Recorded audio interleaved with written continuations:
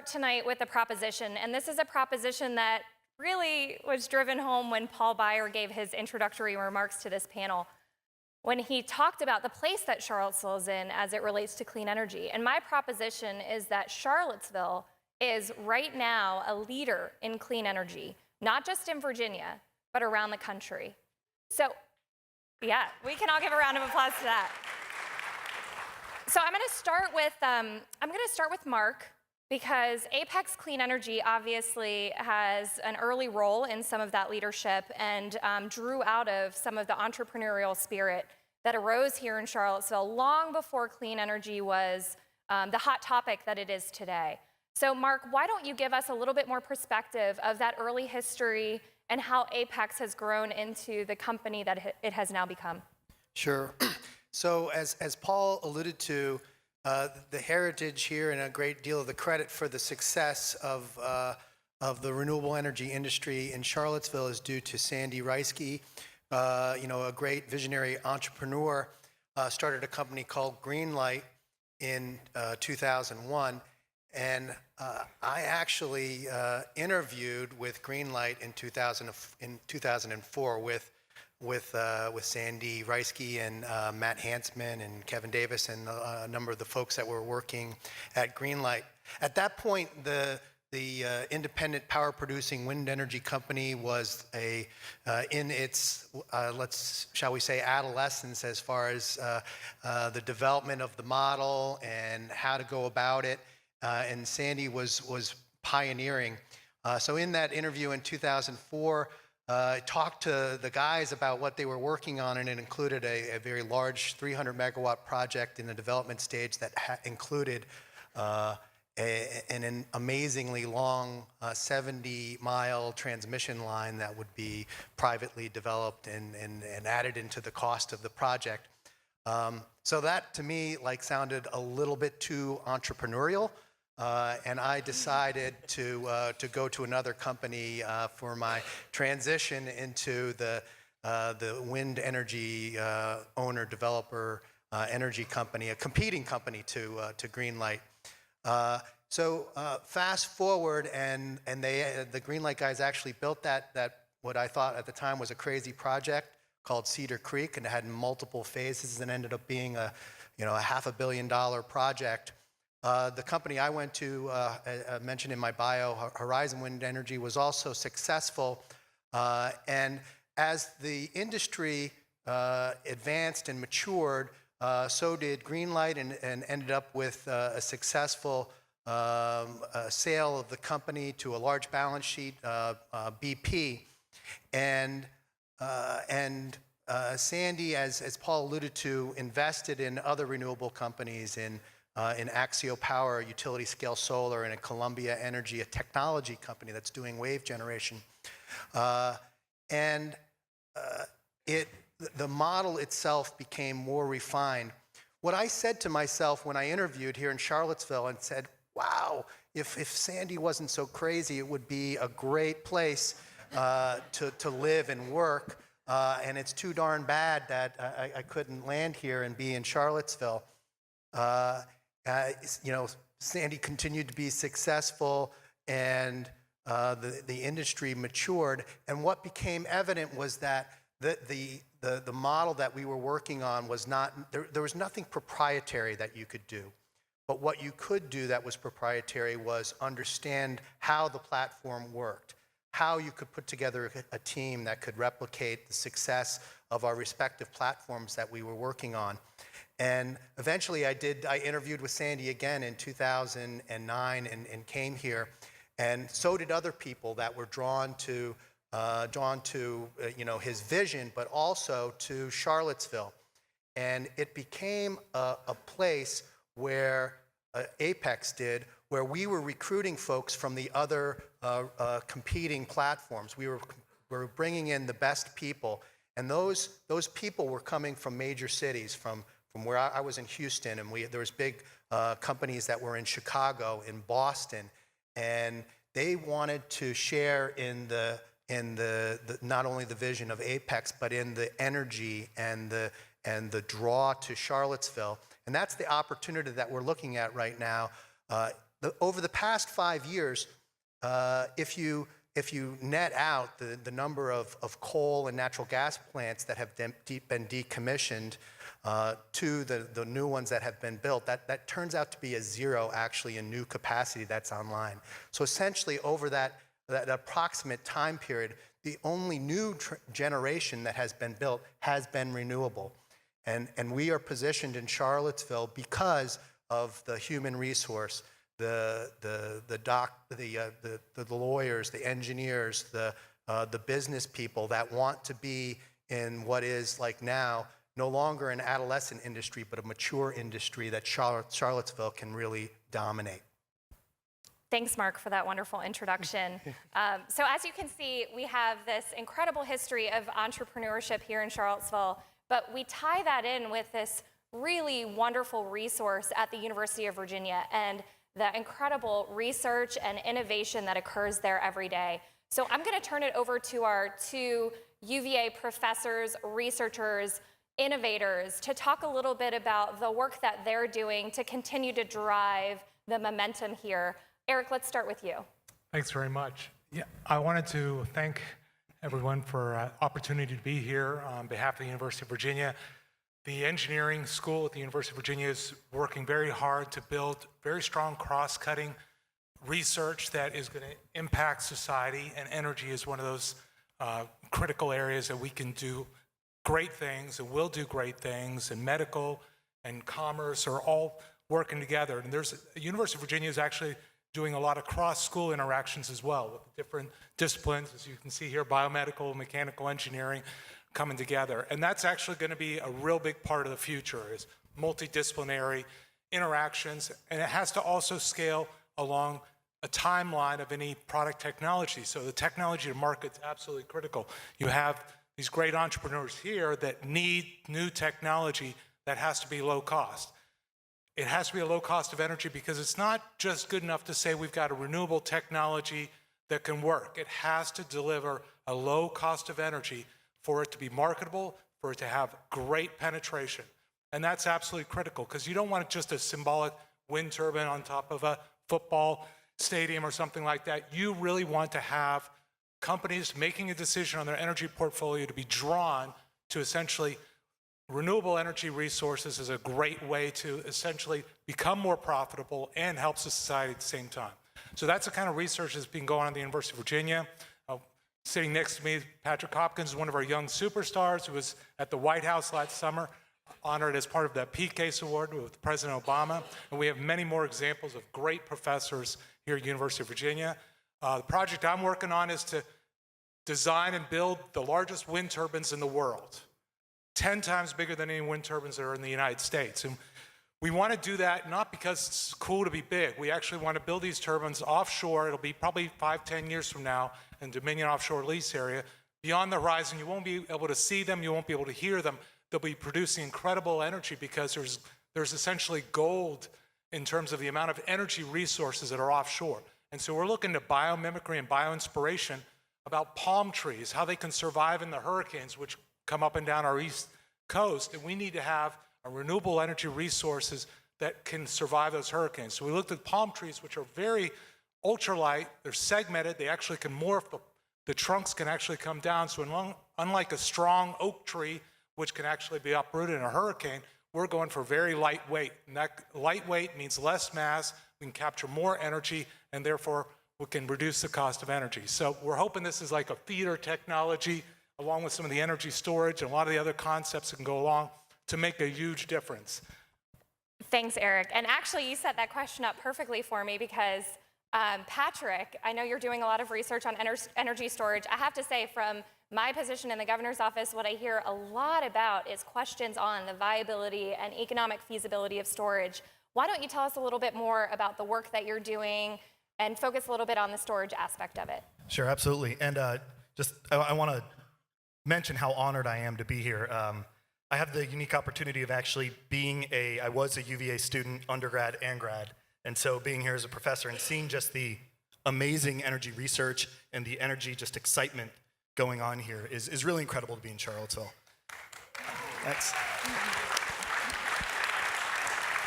So my research focuses in a field called nano energy.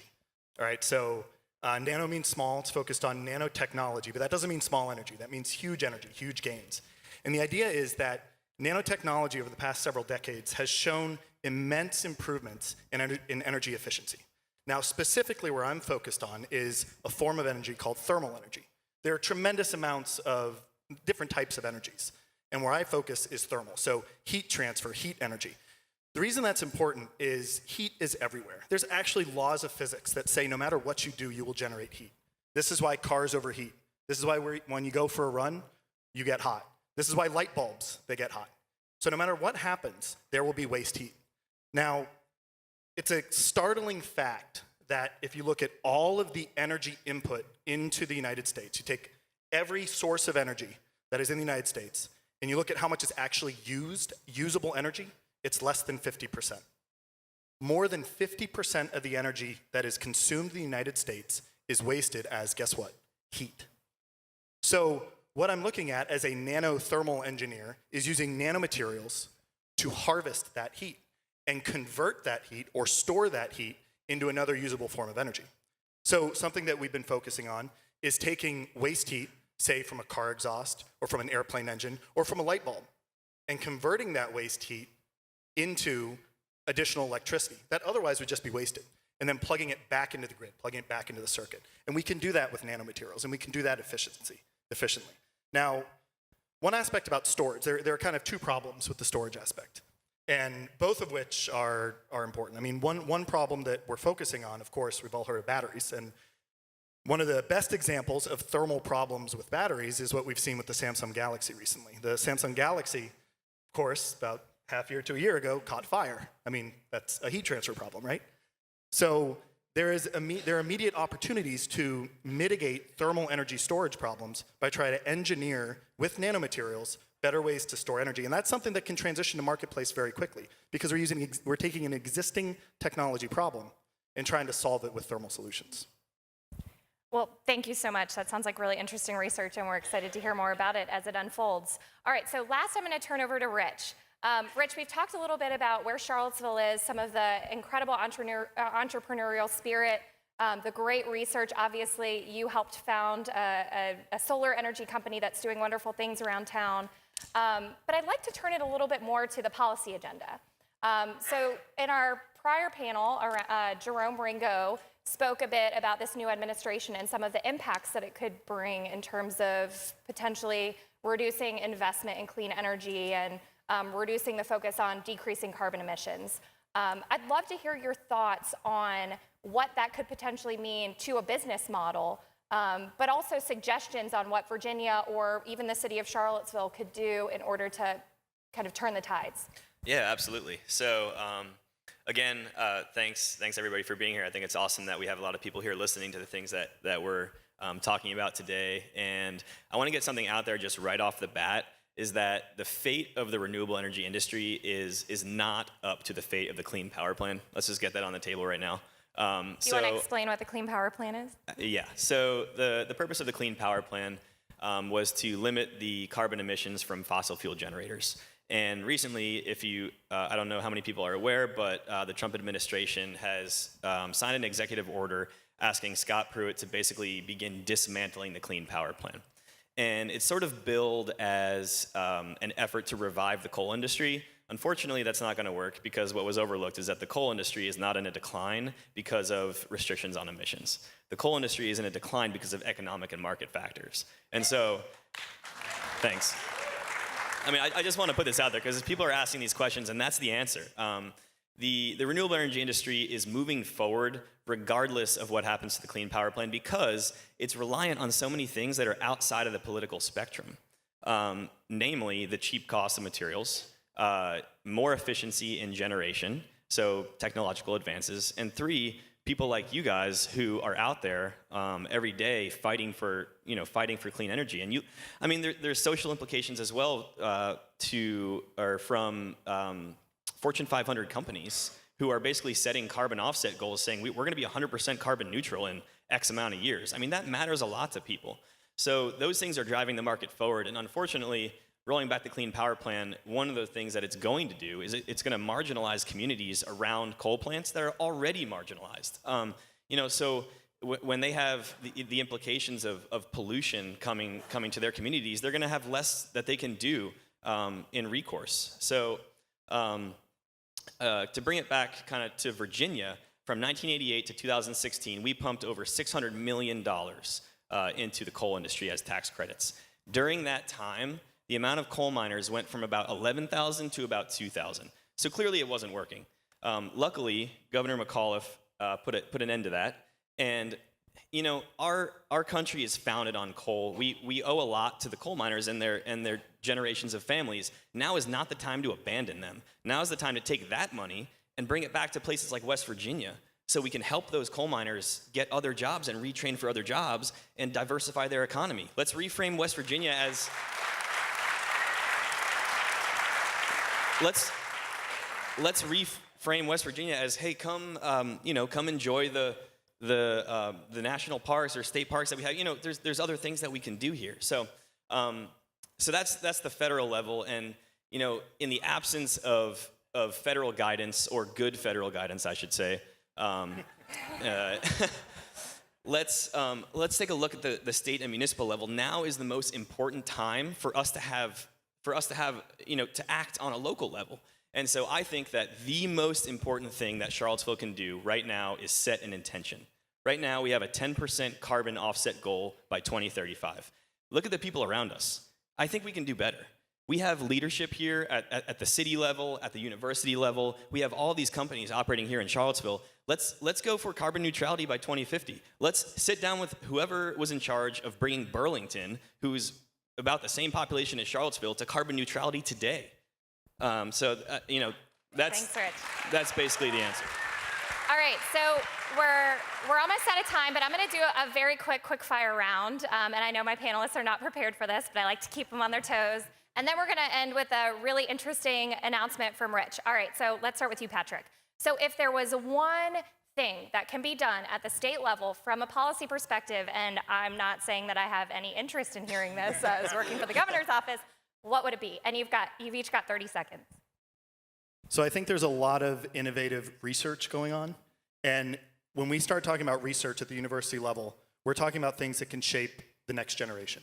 There are some things that can go directly to marketplace. There are some things that will take longer. And I think we have to recognize that some things take a lot of time. And for example, Edison invented the light bulb in the 1800s. The Nobel Prize was just awarded to the person that discovered the LED 2 years ago. It took 100 years of progress to get there. And we now have an energy-efficient lighting source that 100 years ago we never would have realized. All right, Eric.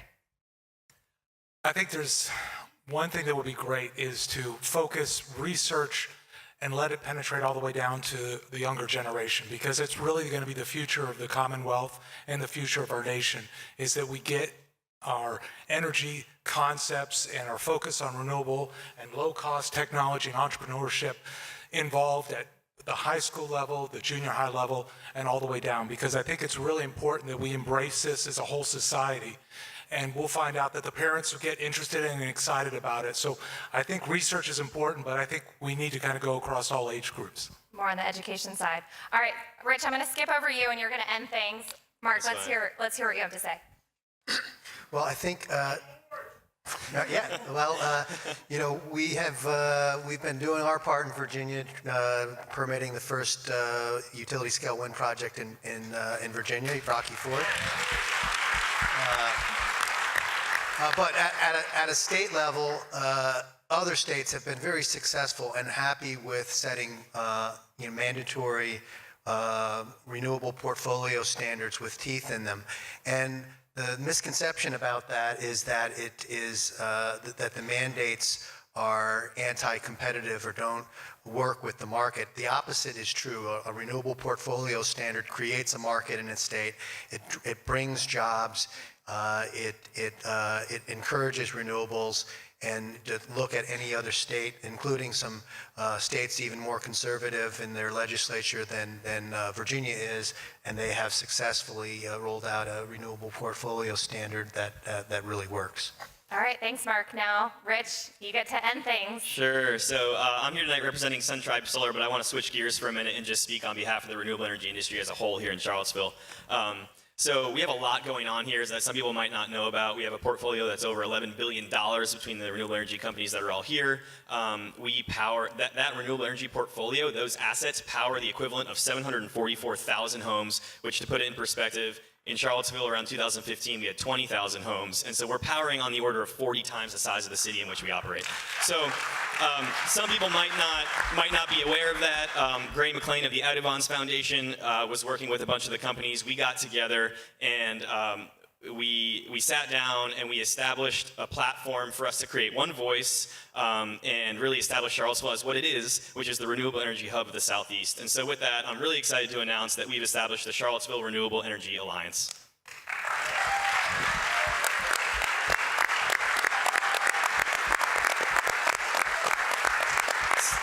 Thanks. So I'm running out of time, but one thing I do want to say is that Virginia's a little bit behind in adopting renewable energy principles, but right here in town we have a lot going on. We're not looking at ourselves as a group of companies that are competing right now. We're looking at ourselves as a group of companies that are coming together with a common mission.